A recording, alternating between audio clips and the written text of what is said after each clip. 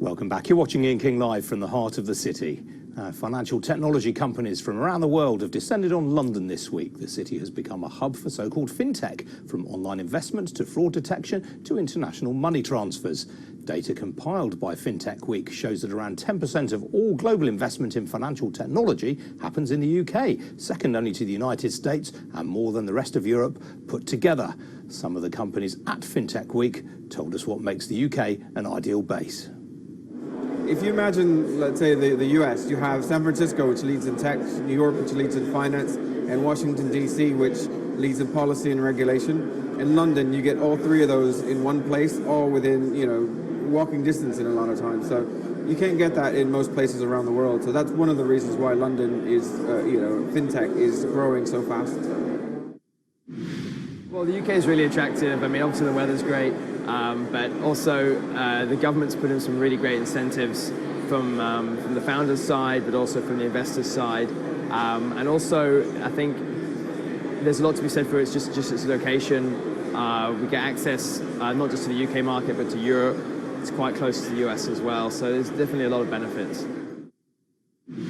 London is talked about as the startup capital of the UK, and it certainly is. We've been embraced not just by our customers, but by government and our investors. It's been amazing, actually. But we're really excited about taking it to the next level. Eileen Burbidge is one of the most prominent investors in financial technology and this summer was appointed the UK Treasury's Special Envoy for Fintech. Eileen, good to see you. Now, UK second only to the US. How did we get here? Yeah, I think we got here because after the crisis of 2007-2008, the government recognized that there might have been too few institutions that were handling all of the capital it was going through. And so it was really interested in promoting more innovation within the sector, both to protect the existing financial services companies, but also to try and introduce new innovation. And then at the same time, I think you had entrepreneurs coming from those financial services companies no longer having a safety net after the crisis and thinking, right, I don't have anything to lose, perhaps I'll set up my own business. And then, of course, there was sort of technology and the wave of technology and what we can now do with it. We've had the first wave since the last dot-com boom, which targeted a lot of social services, ways people communicate with each other. So you have Twitter, you have Instagram, you have Snapchat, for example. And now you're looking at entrepreneurs who are trying to address enterprise problems or real solutions in sectors such as banking. Now, you're on record as saying the UK is going to lead this next cycle of investment in fintech, not Silicon Valley. Why do you say that? Yeah, no, that's right. I'm actually even on record saying I think we lead it now. And not in terms of investment, as you mentioned. Investor sentiment is still going more into the US because there's more volume in technology generally. But in terms of financial companies that are going to be coming out of certain hubs, I think we lead now. Silicon Valley doesn't really have any kind of a heritage in financial-based services, doesn't actually have many companies that came from there that we think of in this space. You might consider PayPal, which was quite a time ago, Intuit, Mint.com, maybe Stripe, for example, which is a payment business, but that's pretty much it. Contrast that to what's happening in London, because we have 300 of the world's largest banks with their headquarters here. We have over 100,000 knowledge workers that are based within the city.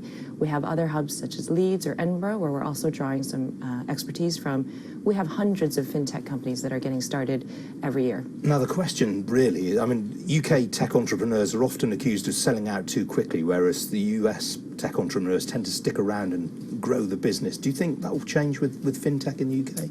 Yeah, I think people say that, but I don't necessarily agree. I think it's related to the amount of time that the ecosystem has existed or how long it's taken to develop. Because I think you could say that about Silicon Valley as well, and having lived there for some time, that's certainly the case. You have companies, small teams that sell for in the tens of millions every day, literally, but you hear about the bigger winners. What we're cultivating here now, I think, in the UK is the same thing, but we're getting to the volume where, as the pipeline develops, we're also going to hear about the bigger winners as well. That's encouraging. Well, now, separately, we've heard Google today saying that they think they're worth between 11 and 28 billion pounds to the UK economy. Do you go along with that? I mean, you could drive a coach and horses through that. Yeah, that's really interesting, isn't it? The higher end is about 3 times the size of the lower end. I haven't looked at the report, and I don't know how they calculated that. I think on the lower end, 11 billion contributing to the economy is probably in the right order, because right now digital as a sector overall contributes 10% to the UK GDP. It's roughly about 180 billion in terms of contribution. So for Google to say it's 11 of that 180, just under 10%, it's probably reasonable if you look at advertising, you look at search, you look at YouTube, you look at Android and all the phones that are here, I do think it's probably reasonable it's just under 10%. All right, Eileen Burbidge, it's good to see you again. Thanks for joining us. Thank you.